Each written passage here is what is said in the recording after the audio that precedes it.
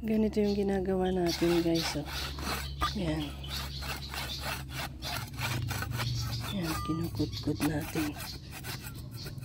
Parang yan. Yan. Ito, natapos na natin. Hindi pa tayo tapos dito. Yan, nilinisan pa natin yan. Pero yun. Ito. Tapos na, nagawa na natin. Kulang na lang dito, iti-treat natin, gagamutin para mamatay yung mga ano, insekto. Kung may insekto pa dyan. Ayan. Tapos, i-varnish natin. Ayan. Okay.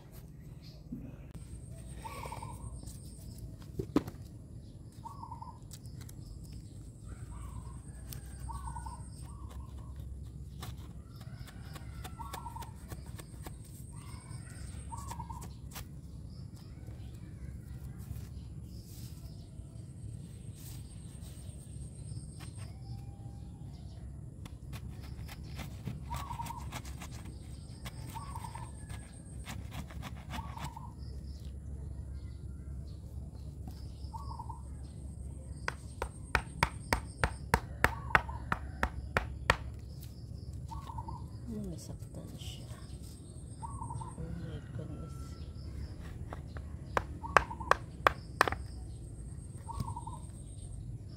Balik.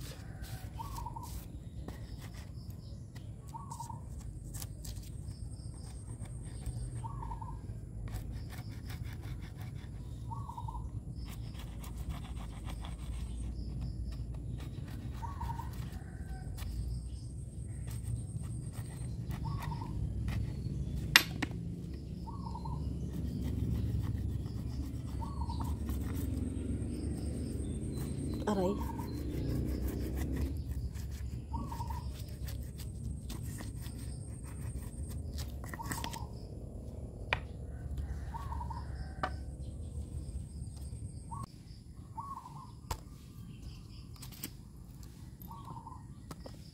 Ito guys, tinatanggal natin yung balat.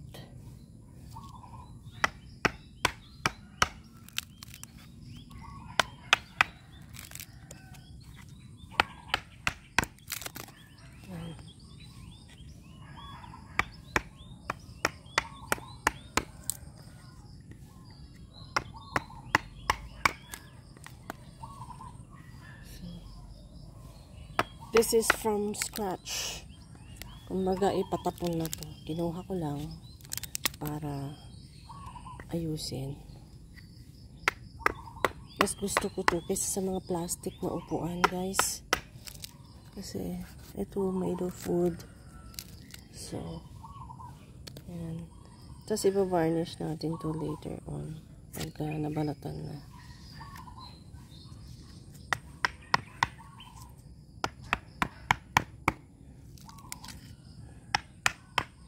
Actually, ilan na yung natapos ko dito. Ipinapakita ko lang sa inyo yung ginagawa ko nito. Pero tapos na ako. Ito na yung mga nagawa ko siya. Ayan guys, so natapos ko na yan. See? Malinis na. Tinanggal ko na. So, ang susunod na gagawin ko dyan is iti-treat ko siya guys. Gagamutin ko muna yan bago i-varnish. Para maganda siya. At matibay. Yan, ganda diba? Gusto ko siya, yung very natural. Tsaka syempre, kaysa naman yung napaka ganda para sa akin. I really appreciate it. Ganda siya. Nice. Tsaka lilinis. Ito naman yung ginagawa ko din. Ito yung carving. Yan, ginagawa ko yan. Hindi pa tapos yung isa. But so far, ito tapos na siya. Done na. Iti-treat ko na lang siya. After treatment, then varnish. Tapos, dadalhin ko na siya dun sa house.